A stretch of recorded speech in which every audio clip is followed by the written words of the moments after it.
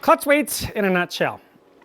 Why are people so interested in changing weights, and why do they change their weights? The weights in your clutch help adjust your acceleration and your top RPM. So let's say most sleds are set up for a 200-pound guy at 4,000 or 5,000 feet. Most of these Pro RMKs, the Summits, the Cats. So now you throw a 300-pound guy on there and you go up another couple thousand feet. Your sled's gonna be, let's call it heavy on weight. So you wanna change it.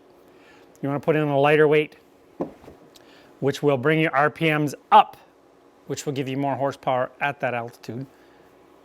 And likewise, it'll change as you go down in altitude. You're gonna over rev. So then you wanna put in heavier weights.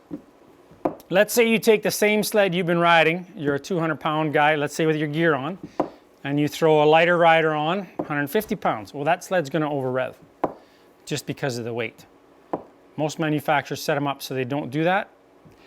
They clutch fairly heavy, is what terms we use. So that means they got a heavier spring, heavier weights, so that the loads don't fluctuate the sled as bad. But you'll hear guys say, oh, my sled's over revving.